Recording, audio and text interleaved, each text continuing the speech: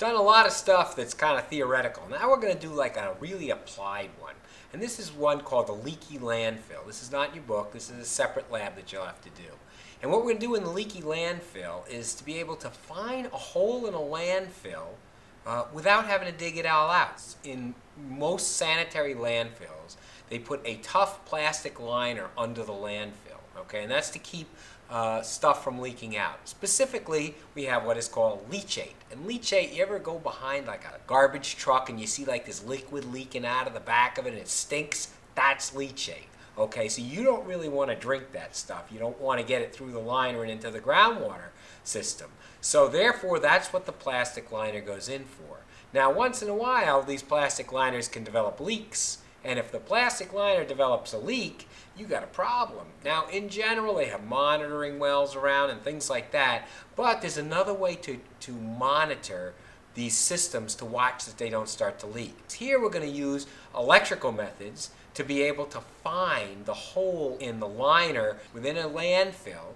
And we're going to find that hole simply by using geophysical techniques. And this is resistivity. How much resistance to electrical flow do you get? And the idea is if you put electrodes on either side of this plastic liner, you should get no electricity flowing through the liner, because liners will prevent liquids from touching each other, and liquids flow electricity a lot better than most things. But you rip a hole in it and all of a sudden the liquids are touching each other and the electricity can flow from outside of the landfill to inside the landfill.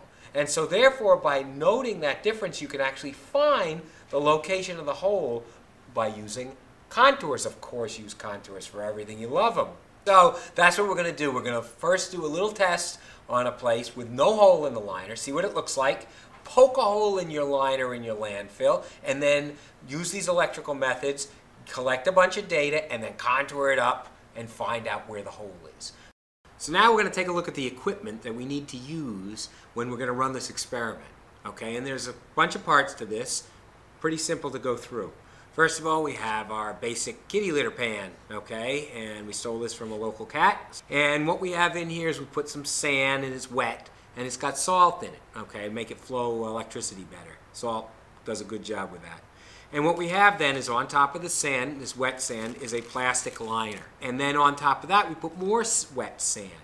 Okay, so what we're simulating is that we have the outside earth, okay, and that's what the outside part is, the plastic liner, and wet sand on the inside would be our landfill. Okay, and so that's what we're simulating here. And what we're going to do then is do a little experiment on it. One of the things we have is this plastic sheet, okay, and this, you'll notice the plastic sheet is all gridded, and it has holes at every place where we get intersection on the gridding.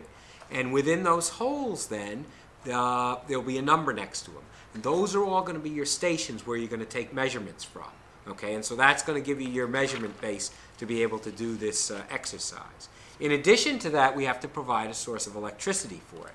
So what we use for an electrical source is a wire, okay, and this has two probes on it. These are just regular old paper clips. One goes on the outside of the liner and one goes on the inside of the liner or landfill. Then to test it, we have a resistivity meter or a multimeter, and it's got two probes on it. The two probes then will be stuck in different areas to test what the voltage is at various points around here as we do our tests. In addition, we have, you'll see in your handout, you'll get a sheet that has station number, and you'll see it goes 1 through 63, so it covers every single one of the holes. And then it's got two columns. Voltage test 1, and that's before you poke a hole in the liner. And the second one is voltage test 2, okay, and that's after a hole. And what we're going to do with those is then we'll be able to figure out where the hole is without knowing where it is through these methods. Okay, let's try running the experiment. First thing we need to do is set it up so that it works right. So we connect our battery up to our wires, and the wires then connects to the electrodes, and one electrode goes outside of the plastic and the other electrode goes inside the plastic. So we do not make a circuit because the plastic is in between the two. And that's our electrical setup. Next thing we do is we take one of these probes from the other side. This is for the measuring part. So we use our multimeter. We take one of the probes, we stick it out within the sand inside the liner, but outside the grid. The next thing we're going to do is we're going to take the second probe and we're going to stick it into the little holes in each one of the spots. And what we'll get then is some measurement on the multimeter. And we're going to take that number and then you write that number in on the sheet over here. Okay, so you will be taking these in, pressing them into each hole one at a time, and getting a number, putting it into here. What you'll find in the first one is most of the numbers will be pretty similar as you go around. Now be very careful with the probes, because if you poke it through the hole too hard and it goes through the liner, you screw up the whole experiment. So be gentle as you put the probe through the hole. So once you've gone through each one of the stations, each one of the holes, and gotten a measurement, filled out the entire first column of the chart, then you go and you raise your hand, and your teaching assistant will come over to you and you will say, you're ready to have a hole put in.